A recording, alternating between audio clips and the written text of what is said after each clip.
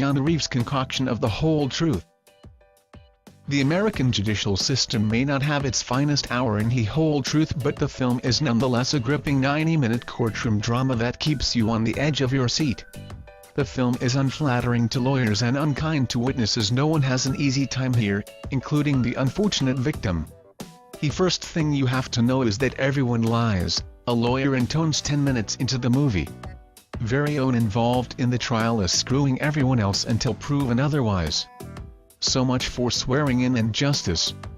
The whole truth is Keanu Reeves' show. He's in the very first frame and the very last is Louisiana defense attorney Richard Ramsey. In both moments you get the feeling he's not a happy man. Ramsey is successful but understated. He comes from humble roots and he's not your golf-playing, 2 martinis at lunch type of lawyer. He rides a motorcycle to work and eats takeout for dinner, and, despite his groomed exterior, he's riddled with self-doubt. Before each court session, he locks himself in the bathroom to vomit his guts out, and when this ritual is disturbed, he has a mild panic attack. The man is fragile, but he also knows how to deploy that characteristic as a tactical weapon. Director Courtney Hunt, whose 2008 thriller Rosin River won the Grand Jury Prize at the Sundance Film Festival, cast Reeves as Ramsey because he is the most lawyer-like actor in Hollywood, according to the production notes. Wanted to play Ramsey as a self-made man who has a certain toughness, Reeves tells the Japan Times. He's from the wrong side of tracks, and so he understands what it takes to get where he is, and keep himself successful. But he's also full of weak spots.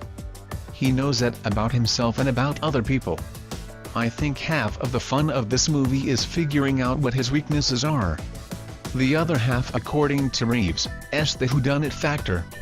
Hugely wealthy defense attorney Boone Lassiter James Belushi has been stabbed in the heart, and the fingerprints of his teenage son Michael Gabriel Basso are all over the handle. The son has confessed to the crime, and Ramsey, a friend of the family, is called in by Boone's wife Loretta Renee Zellweger to get Michael acquitted. It's a case no other lawyer wants to touch. A spoiled rich white kid accused of patricide is not the kind of suspect likely to sway a working-class jury.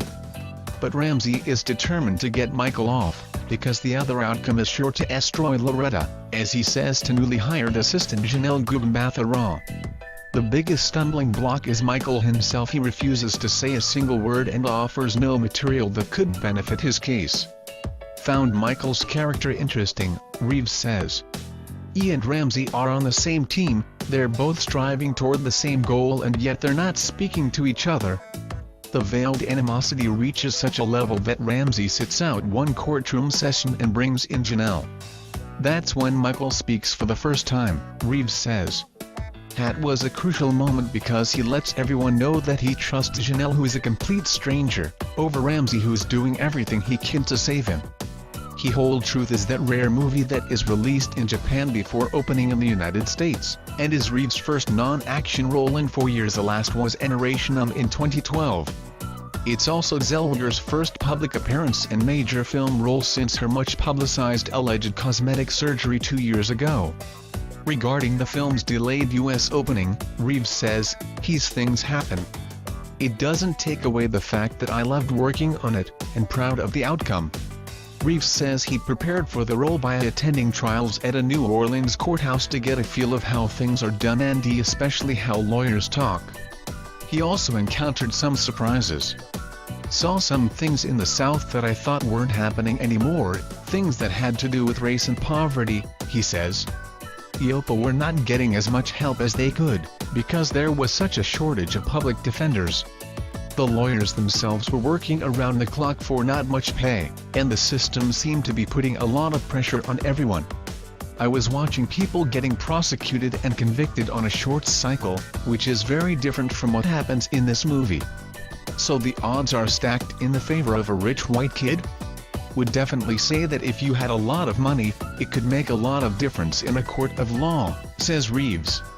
The thing I learned, the defense attorney does not have an obligation to the truth. He has an obligation to his client, and his priority is to win. That's how it works. The ideal, of course, is that everyone gets a fair trial.